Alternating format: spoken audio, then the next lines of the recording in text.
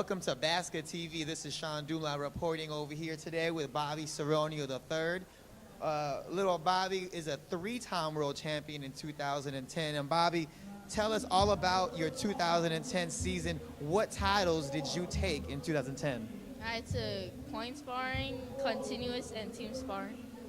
And so out of all three of those titles, which title do you covet the most? Which title meant the most to you? The point sparring because there was more action. There was more action, and I really stacked division full of talented fighters. Who were some tough fighters in that division all year long that kind of gave you the most trouble, but yet at the same time you were able to overcome those fighters? Which fighters can you point out that were really tough? Gabriel Rojas and Jing Arceo. So why are those fighters tough to almost to bang against?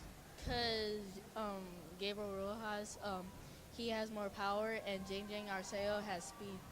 And so what was your strategy going into Jing's fight, and how did you beat Jing? I beat Jing with my mind and mostly hands because he cannot stop my body helmet.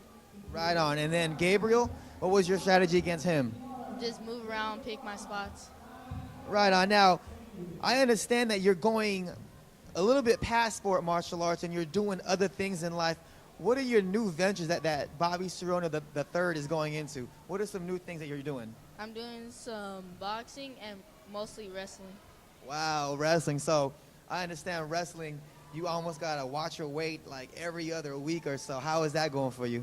I'm not like going to tournaments yet, but then I'm practicing right now. So do you plan on taking it pretty far in wrestling? Yeah. So Bobby Seronio started his career down in Basca, and Bobby, the turning point in your career almost came because Bobby was a kicker when he first started. What was a turning point in your career? What changed things around for Bobby Seronio III in point sparring? My hands. Your hands. And who got you throwing your hands? My dad. Your dad. And why? Can you explain to the audience why is it important to be a balanced fighter? Cause when you fight, you won't fall like down all the time, and you could actually see what's open. Right on, Bobby. Now, to kind of close our interview today, what can you guarantee in 2011? That I'm pretty sure I'll beat everybody in my division, and I'm guaranteed that. And go undefeated? Yeah. All right, some bold statements by Bobby Seronio III here at the earth-shattering free tournament in San Jose, California. And Bobby, thank you for the interview. Thank you.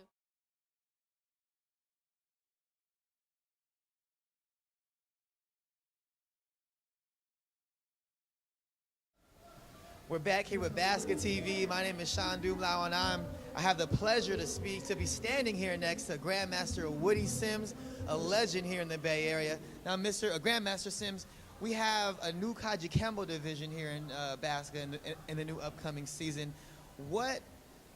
Let's talk about the rich history of Kaji Kembo in the Bay Area. Let's talk about some names in the past of who held down the fort here in the Bay Area in the past that were Kaji Kembo athletes. Wow. Who held down the fort? You know, back in the day, you had Sifu Tommy Gilbert, Lionel Seals, my fighting instructor, Bobby Wilson. Probably pound for pound the best fighter I've ever seen in my life. Legendary guys like Satch Williams, Percy Titsworth, Richie Barfield, Sean Adams. It's been one after the next. And traditionally, Kaji Kembo in the Bay Area has produced the best fighters in the world. And we're looking to bring that back pretty quick here. So what do you think makes a Kaji Kembo fighter just a lot more different than, let's say, a Taekwondo fighter or a Kung Fu fighter or any martial artist for that matter? Perfected art of dirty fighting.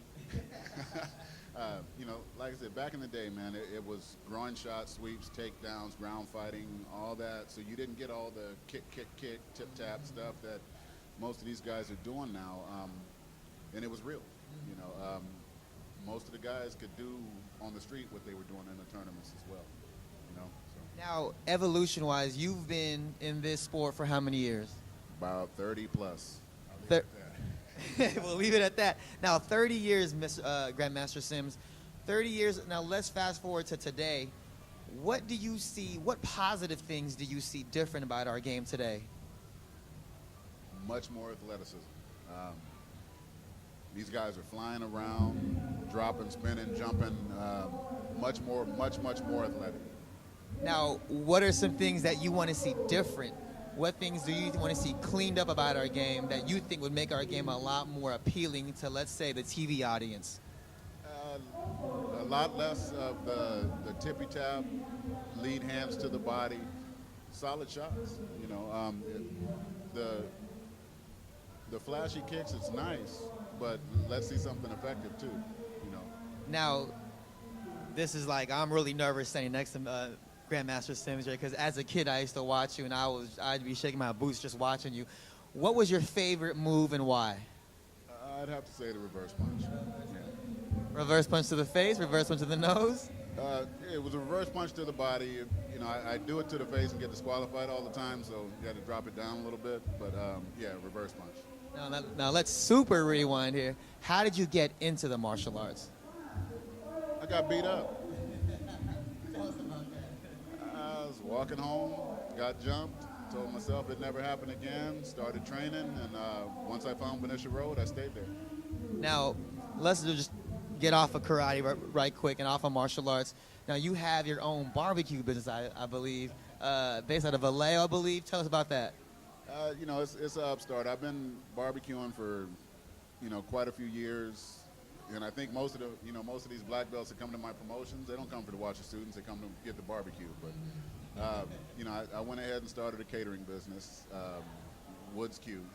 And you've never tried it yet. When you do, you're going to dream about me. Okay, so if our TV audience wants to get in touch with you about your barbecue, how can they reach you?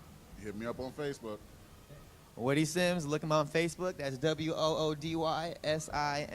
Now, Mr. Sims, to kind of close the interview out, what's one guarantee that Grandmaster Sims can attest to in this upcoming year? I think the Kaji Kimbo League is going to be something to see.